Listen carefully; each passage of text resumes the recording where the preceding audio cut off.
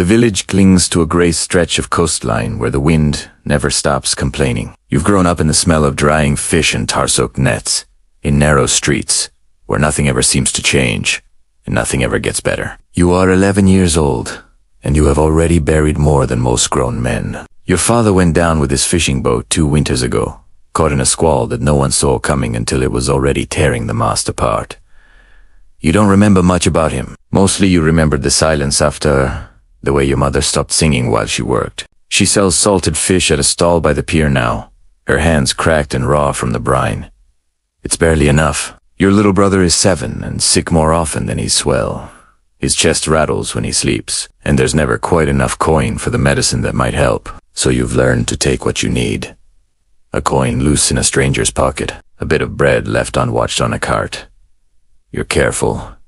You're fast. Most days, you don't get caught. One afternoon, your hand finds a purse that isn't as unguarded as it looked. A grip like iron closes around your wrist. You look up into the face of a man with a scar running from his eyebrow to his jaw, his coat too fine for this part of town, his eyes unreadable. He doesn't call for the watch. He doesn't even raise his voice. He just asks if you're afraid of the sea. You tell him no. It's a lie. And somehow you think he knows it. He tells you to be at the far dock before sunrise, where a ship with no flag is waiting. That night, you don't sleep. You watch your mother and brother breathing in the dark, and you leave without saying a word, because you know if you try, you won't be able to leave at all. Years turn over like tide against rock, and the boy who once picked pockets in a fishing village is gone. You're 14 now, then 15, taller, harder. Your palms thick with callus, where the rope once tore them raw. You've earned a rank that isn't the lowest anymore. You're a deckhand. The work never lets up. You haul lines until your shoulders burn. You trim sail when the wind turns without warning. You take your turn at the wheel through the dead hours of night, when the sea is black and silent, and something in you starts to trust it. Justa lit. Then there's the beat. During a storm off a rocky headland, you pump it for hours while the ship groans around you, your arms shaking, the water rising faster than you can push it back down. A boy you'd shared meals with loses his grip on the rigging above and falls into the dark water. The ship doesn't stop. Nobody speaks of it again. You climb higher than you ever thought you could, 100 feet up, the mast swinging you over churning water with every roll of the hull. You learn fear has a shape, and you learn to work through it anyway. Then one gray morning, a sail appears on the horizon, and the whole crew changes like a struck match. It isn't a merchant ship loaded with silk and sugar. It's a slaver, low and heavy, its hold packed with human cargo. Your captain doesn't hesitate. The black flag goes up. The crew doesn't board for coin this time. They board to open the hatches. You help break the chains yourself, your hands shaking as freed men and women stumble into daylight for the first time in weeks. It's the first time violence has felt like something other than theft. You go back to your rope afterward, quieter than before. You've seen what this ship can do when it chooses. You wonder what he will ask of you next. You're 18 when the master gunner pulls you aside and tells you he's chosen you to learn the guns. It isn't kindness, it's necessity. The old gunner's mate lost 2 fingers in the last engagement, and someone steady-handed has to take his place. There's more to it than you expected. You learn to measure powder by feel, because too little wastes the shot, and too much can split a cannon wide open and kill everyone standing near it. You learn to read the roll of the deck, timing the fire to the swell of the sea so the ball doesn't sail wide or bury itself in water. You drill until the motions live in your hands, without needing your mind at all. Sponge, ram, load, run out, aim, fire. The cannon kicks back against its ropes, and the smoke swallows everything. And your ears ring long after the smoke clears. There's a sailor named Corin who never liked you, resentful. Some say that a boy barely out of his teens was chosen over him. You don't think much of it until the day your gun fires wrong. The touch hole is packed tighter than it should be, and the barrel nearly bursts in your hands. You walk away with burns down one forearm and a growing certainty that it wasn't an accident. You say nothing yet. You watch instead. Weeks later, boarders swarm the deck during a fight gone badly wrong, and you're forced to turn a gun loaded with grape shot on men climbing over the rail just feet away. It does exactly what it's built to do. Afterward, you stand in the settling smoke and don't feel triumphant. You feel like something inside you has gone very quiet. The crew respects you more now. You eat better, sleep in a real hammock, carry a name the captain uses without having to be reminded. But you catch Corin watching you across the deck sometimes, and you understand that respect on a ship like this can have enemies hiding just beneath it. At 22, the captain names you bosun, and the whole ship becomes your responsibility in a way it never was before. Not the fighting, not the course. The vessel herself, every plank, every line, every inch of canvas that keeps her from coming apart at sea. A ship is always trying to fail. Salt eats the wood, wind shreds. The sails, worms, bore through the hull below the waterline where no one thinks to look until it's too late. Your job is to find the rot before it finds you. You climb the rigging, inspecting line by line, replacing what's frayed before it snaps under a man's full weight. You count tar barrels in coiled rope like a miser counts coin. Because one day, the difference between having enough and not could sink the ship. You're also the one who keeps the men honest. The cane and the rope's end are yours to carry now. You don't relish it, but a crew without discipline is a crew that gets people killed, and you've buried enough men already to know the difference matters. It's in a smuggler's port, tucked between two islands, no navy chart bothers with, that you meet a woman named Isa. She runs her own trading post, there, sharpened and sharp, unimpressed by pirates and their goal, until you prove yourself something more than another loud man passing through. You marry her in a small ceremony with half the crew standing witness, and for the first time since you were 11 years old, you have something ashore worth coming back to. Not long after, the truth about Corin finally another gunner's mate finds shavings of iron packed deliberately into a touch hole, the same fault that nearly took your arm months before. The crew doesn't wait for the captain's word. They vote, right there on the deck, and Corin is put ashore on a spit of sand too small to hold a name. You watch the shoreline swallow him as the ship pulls away, and you feel less triumph than relief. One threat is gone. The sea, you already know, will bring plenty more. The old navigator has been failing for months. His cough deepening with every league the ship sails. He spends what's left of his strength teaching you what took him 30 years to learn. How to read the sun with a backstaff at noon. How to find your place on an empty ocean where there's nothing to guide you but sky and instinct. When he dies quietly in his bunk one gray morning, the captain hands you his charts without a word. You're the sailing master now, at 26. And every soul on board is trusting you to know where the rocks are hiding. It's not a light thing to carry.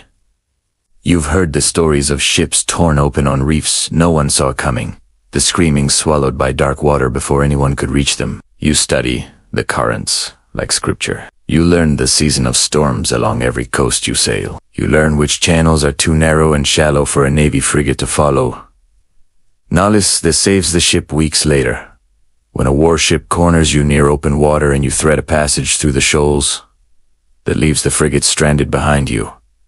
Cannon's useless, watching you vanish into open sea. While you were away chasing that escape, Isa gave birth. You meet your son for the first time when he's already 4 months old, small and impossibly warm in your arms, gripping your finger with a strength that surprises you. Something in your chest shifts permanently in that moment. A fear you didn't know you were carrying until it was already answered. You think of your own father, gone before you could remember his face. You promise yourself, standing there with your son's whole hand wrapped around one of your fingers, that you will not become another story a boy tells himself about a man he never knew. You go back to sea to keep that promise, plotting the routes, reading the sky, buying his future one dangerous voyage at a time. You're 30 now, and the crew puts it to a vote. The highest honor a sailor on this ship can be given. They elect you quartermaster, the voice that stands for the men when the captain's word isn't enough. Nobody hands you that trust. You spend years earning it, one honest decision at a time. The job is different from anything you've done before. You divide every prize after a raid, coin by coin, making certain no man walks away shorted because a quartermaster who cheats his crew doesn't stay quartermaster long. And everyone on this ship knows what happens to men who steal from their own. You settle the disputes too. 2 sailors come to you over a gambling debt gone sour, both certain they're owed satisfaction with a blade. You hear them out, render a judgment, and make it stick. Not because they like the answer, but because they know you'll be fair. even when it costs you. When a prize is taken, you're first over the rail, leading the boarding party into whatever's waiting on the other side. You decide who's shown mercy and who isn't. You enforce the articles every man signed is marked to no fighting aboard, no stealing from a crewmate. The small rules that keep 60 violent men from tearing each other apart on a ship with nowhere to run. Isa sends word through traders when she can. Gold hidden in barrels marked as oil so no customs man looks twice. Your song is 5 now. Learning his letters from the same weathered pages you send home every voyage. You picture him sounding out your handwriting at a kitchen table you've barely seen. And you wonder, not for the first time, how many more years you have left to give him a father who's more than a name on a page. The sea has already taken so much from you. You tell yourself the gold hidden in those oil barrels is proof it hasn't taken everything yet. The captain is aging faster than any of you want to admit. An old wound from years back has never healed clean, and it's slowing him down in ways the crew notices even if no one says it aloud. When a raid on a well-armed merchant goes wrong and he takes a bad hit defending the deck, he names you first mate that same night, half delirious with fever, as if he can feel time running out faster than he expected. You're 34 now, and the job asks more of you than any rank before it. You stand the watch. You give the orders when the captain can't leave his cabin. You plan the attacks, study the charts, carry the weight of every decision he used to make alone, including the ones nobody wants to make at all. A wounded man past saving looks to you to end it quickly. You do, because someone has to, and because you've earned the crew's trust by never once looking away from the hard choices. The ship's reputation has outgrown you both. Wanted notices carry your captain's name up and down the coast now, and yours alongside it. Ports that once welcomed you turn wary. You start wearing a false name ashore, keeping your face down, aware that recognition could mean a noose. It isn't safe for Isa and your son anymore, not with your name nailed to tavern doors. She moves him inland, to a quiet town far from any harbor. Somewhere the stories about you are just stories, and not a man who might walk through the door. You see them twice a year now, in secret, staying only as long as you dare. Your son is 8. When you arrive, he looks at you like he's trying to place a face he half remembers, and calls you sir before he catches himself. It lands harder than any wound you've taken at sea. You came out here so he'd never go hungry the way you did. You didn't understand, not really, that the cost might be him not knowing you at all. The old captain dies on a quiet morning, the fever finally winning what the wound started. There's no argument about who leads next. The crew doesn't even need a formal vote, though they hold one anyway, out of respect for the articles, and it comes back unanimous. You're the captain now, 38 years old, standing on the same deck where a scarred stranger once asked an 11-year-old boy if he was afraid of the sea. The weight of it settles differently than you expected. Command isn't given once and kept forever. A pirate captain rules only as long as the crew allows it. And the surest way to lose that trust is to stop winning. So you sail harder than ever. You choose the boldest targets, stand at the front of every fight, take the blame when a raid goes wrong so your men never have to. There's a slave galley you corner off a stretch of coast. You know well the kind of ship you once helped break open as a green deckhand, chains and all. This time you give the order yourself, standing at the rail as the hold empties and the fleet climb up into daylight. It feels like closing a circle that started the day you first understood what this ship could be used for. Your name spreads. Ports whisper it. Governors raise the price on your head every season, and somehow that only makes the crew prouder to sail under you. You command 2 ships now, hundreds of men between them, more gold than your mother ever saw in her whole life at that fish stall. Your son turns 12 this year, the exact age you were the night you left your mother's house and never looked back. You find yourself wondering, more than you'd like to admit, whether he dreams about ships the way you once did, or whether he's smart enough to fear them instead. You have never been more feared in these waters. You have also never eaten a meal alone in a room this quiet. By 44, you command more than a single ship. You command a fleet. 4 vessels fly under your colors now. Their captains bound to you by shared plunder and mutual survival. Sailors call you a pirate lord, and you've built a hidden stronghold to match the title. Tucked behind cliffs on an island no honest chart bothers to mark, its harbor guarded by cannon dug into the rock above. You hold court there like something close to a king. Captains bring you their disputes, and you settle them with a word. Corrupt officials buy your stolen cargo at a quiet profit, and look the other way when your ships slip past their harbors. You have wealth Now that would have seemed impossible to the boy who once stole loose coins from careless pockets. But the men who built this life with you are gone. Every one of them, drowned, hanged, or lost to some forgotten fight along the way. You are the only one left who remembers the early years, and there's no one aboard who shares that memory with you anymore. The worst blow comes from inside your own alliance. One of the captains you trusted, a man you gave a ship to, backed with your name and your gold, sells your position to a rival fleet in exchange for safe passage of his own. You lose a ship and dozens of men in the ambush that follows, caught in open water with no warning at all. You hunt the traitor down yourself, and what happens when you find him is not something you let yourself think about afterward. Isa writes, "Less than she used to. Your son is 16 now, and the letters that once came eagerly to your name have gone quiet. She tells you, gently as she can, that he's heard the stories, the burnings, the killings, the blood that paid for the gold hidden in those old oil barrels. You can't tell her they're exaggerated. They aren't. Somewhere beyond the horizon, a navy fleet larger than anything you faced is being assembled with your name attached to the order. You are richer than you ever imagined possible. You have never felt more like a man waiting for something to end. The navy comes with more ships than you have ever seen gathered in one place, and there is no fighting your way out of it.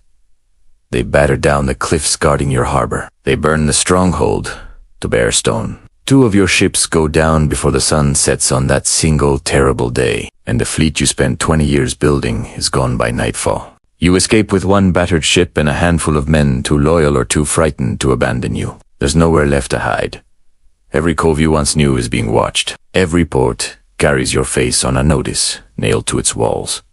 So, at 50 years old, you do the one thing you swore you'd never do. You sail into a garrisoned harbor under a flag of truce and surrender everything you are. You hand over your ship. You hand over your name. In exchange, they let you walk free instead of hanging you. Your gold buying a mercy or reputation never earned. You step onto the dock, a stranger to everyone who watches you pass. No longer the boy who once left a fishing village in the dark. No longer the captain whose name once emptied harbors. You buy a small house in the same quiet inland town where Isa and your son have lived for years. But you're too late for one homecoming. Isa died of a fever the winter before, and the letter telling you never reached a ship that no longer had a fixed address. You stand at her grave and find you have no tears left for it, only a silence that feels heavier than any storm you ever sailed through. Your son is 20 now. He knows exactly where to find you. He simply chooses not to. You write him letters some evenings and never send a single one, unsure what a man like you could possibly say that would mean anything. Some nights you walk down to the harbor anyway, just to smell the tar and hear the gulls. For a moment, you're 11 again, watching a scarred stranger step off a ship with no flag, asking a hungry boy if he's afraid of the sea. You never find out what your life would have been if you'd said yes to fear instead of hunger. Somewhere tonight, in some other gray village, another boy is watching a ship he shouldn't trust glide into harbor and the sea. Patient as it's always been, he's waiting to ask him the very same question.